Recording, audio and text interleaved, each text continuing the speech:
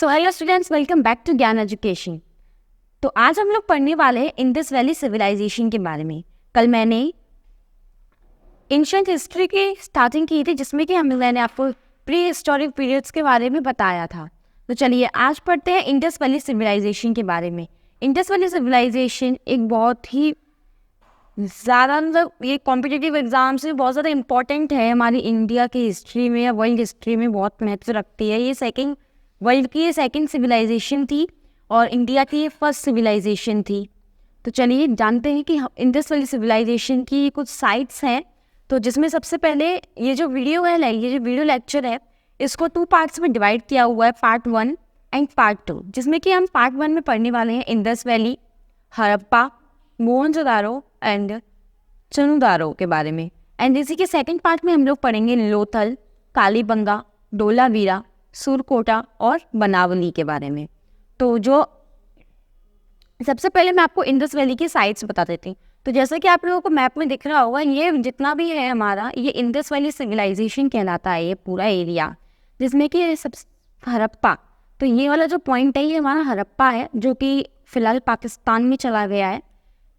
इसी के साथ है हमारा मोहनजोदारो, जो कि जे भी पाकिस्तान में ही चला गया है, और चनुदारो भी हमारा पाकिस्तान में ही है। मेनली अब बहुत सारी जगह जो थी वो पाकिस्तान में चली गई हैं। इसी के पास में हम सेकंड पार्ट में जो पढ़ने वाले हैं वो है लोथल।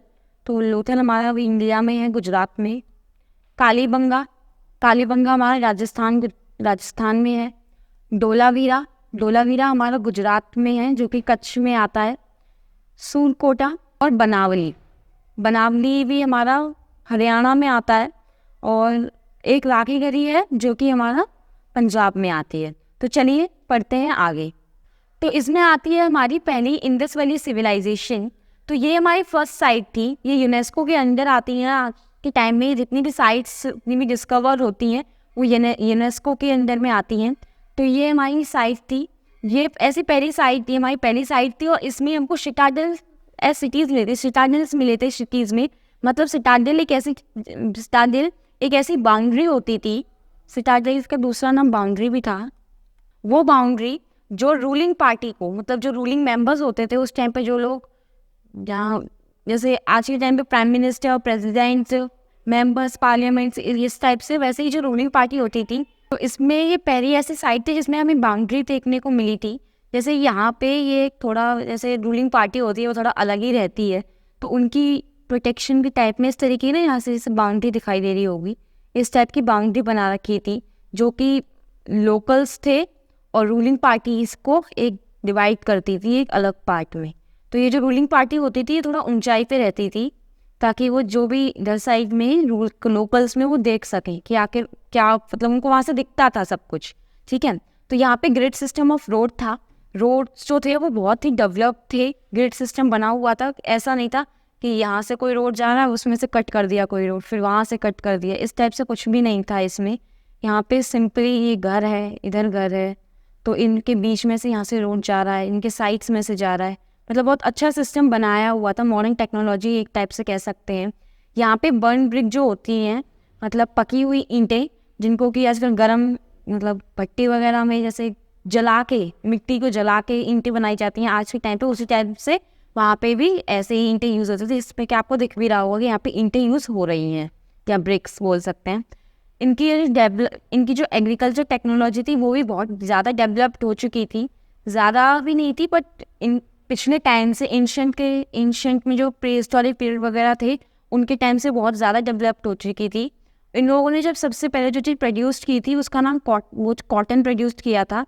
ये एक इम्पॉर्टेंट पॉइंट बनता है। इनके यहाँ पे जो हमें अवशेष रिमेन्स फाउंड हुए थे वो सील्स थे, हमें यहाँ पे सील्स फाउंड हुए थे।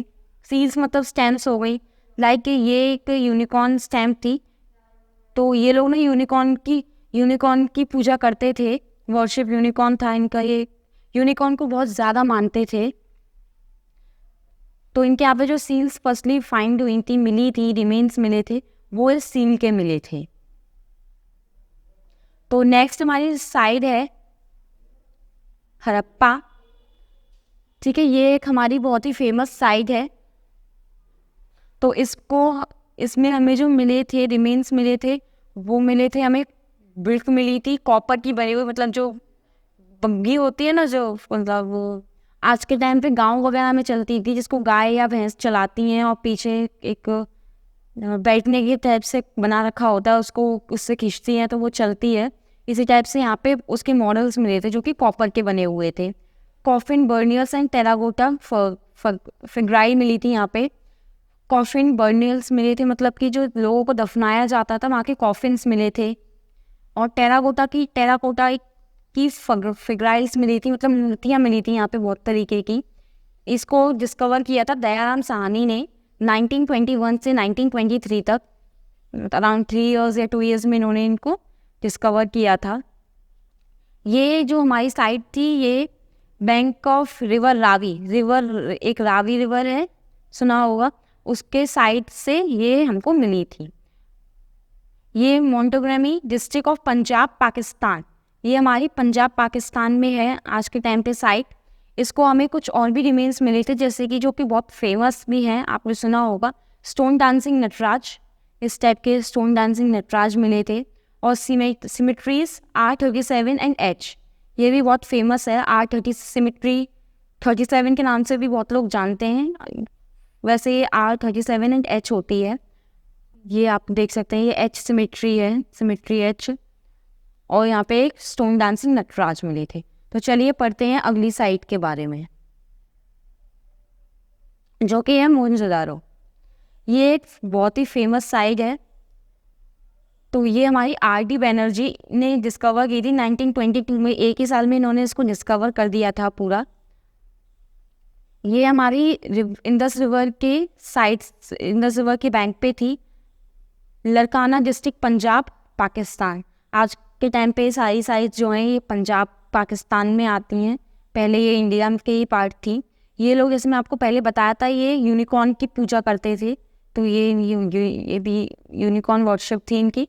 यहाँ पे जो हमें मिली थी, एक रिमेन मिला था, वो था ब्रॉन्ज डांसिंग गर्ल, ये थी ब्रॉन्ज डांसिंग गर्ल मिली थी हमको। और यहाँ पे एक सील मिली थी, जो कि थी सील बियरिंग पशुपति महादेवा। पशुपति महादेवा के बारे में आप लोगों ने सुन रखा होगा। ये पशुपति महादेवा हैं, इधर पे कुछ एनिमल्स वगैरह बने हुए हैं, देख सकते हैं आप। ये कुछ बेल टाइप का लग रहा है, ये राइनोसोरस है, इस टाइप से। यहाँ पे हमको एक क्लॉथ का पीस मिला था, वॉल्विंग क्लॉथ का पीस मिला था कॉटन का, जो कि फ्रेगमेंटेड था। ओके, यहाँ पे हमको 2 तलवारें मिली थी, ब्रॉन्ज की बनी हुई 2 तलवारें। यहाँ का ग्रेनरी सिस्टम भी बहुत अच्छा था।